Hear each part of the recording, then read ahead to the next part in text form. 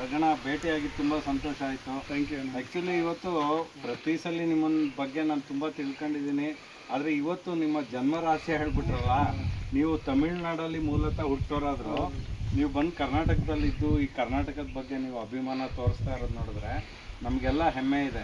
ನೀವು ಇನ್ನೊಂದು ವಿಷಯ ಹೇಳಿದ್ರಿ, ಇವತ್ತು ತಮಿಳ್ನಾಡು ಸರ್ಕಾರ ನಿಮಗೆ ಏನೋ ಒಂದು ಅನುದಾನ ಕೊಟ್ಟಿತ್ತು ಅಂತ, ಅದ್ರ ಬಗ್ಗೆ ನಮ್ಮ ವೀಕ್ಷಕರಿಗೆ ಒಂಚೂರು ಹೇಳಿ. ಅಂದರೆ ತಮಿಳ್ನಾಡು ಗೌರ್ಮೆಂಟ್ 2009 ನನಗೆ ಕೋಟಿ ಗಂಟೆ ದುಡ್ಡು ಕೊಟ್ಟಿದ್ದು. ಅಂದರೆ ತಮಿಳ್ನಾಡಲ್ಲೇ ಇರಬೇಕು, ನನಗೆ ಅಪ್ಪ ಅಮ್ಮ ಸಿಕ್ಕಿದಾಗ ನೀನು ತಮಿಳ್ನಾಡಲ್ಲೇ ಇರಬೇಕು, ತಮಿಳೇ ಮಾತಾಡ್ಬೇಕು, ಕನ್ನಡ ಎಲ್ಲ ಹೋಗಂಗಿಲ್ಲ, ಕನ್ನಡ ಮಾತಾಡೋಂಗಿಲ್ಲ ಅಂತ ಮನುಷ್ಯನಿಗೆ ನಿಯತ್ತಿರ್ಬೇಕಲ್ವೇ, ಎಲ್ಲೇ ತಿಂದ್ವಿ ಎಲ್ಲೇ ಉಳಿಯುವ ಅಂತ. ಹಾಗಾಗಿ ನನಗೆ ಉಪವಾಸ ಇದ್ದಾಗ ನನಗೆ ಊಟ ಹಾಕಿ ಬೆಳೆಸಿದ ಕರ್ನಾಟಕ.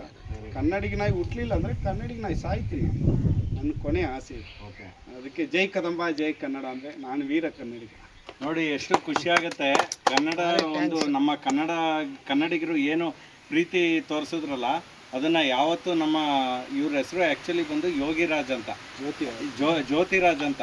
ಆ್ಯಕ್ಚುಲಿ ನಾವೆಲ್ಲ ಇಲ್ಲಿ ಏನು ಅಂದರೆ ಈ ಗೋಡೆ ಎಲ್ಲ ಹತ್ತೋದು ಇದು ಮಾಡೋದ್ರಿಂದ ನಾವು ಅವ್ರನ್ನ ಹೆಸರು ಕೋತಿರಾಜ್ ಅಂತ ಕರಿತೀವಿ. ನಿಜವಲ್ಲ ಆ ಮನುಷ್ಯನ ಭೇಟಿ ಮಾಡಿದ್ರೆ ಎಷ್ಟು ಒಂದು ಸಹೃದಯ ಅಂತ ಗೊತ್ತಾಗುತ್ತೆ. ತುಂಬ ಒಳ್ಳೆ ಮನುಷ್ಯ. ಇಂಥವ್ರನ್ನ ಕನ್ನಡಿಗರು ಬೆಳೆಸ್ಬೇಕು ಹೆಚ್ಚಾಗಿ. ಇವ್ರಿಗೆ ಪ್ರೀತಿ ನಾವು ಎಷ್ಟು ತೋರಿಸಿದ್ರು ಕಮ್ಮಿನೇ.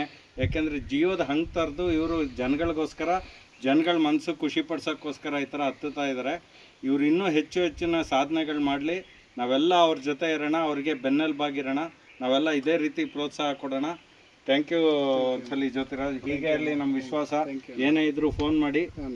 This is Isha Smarty from Bangalore.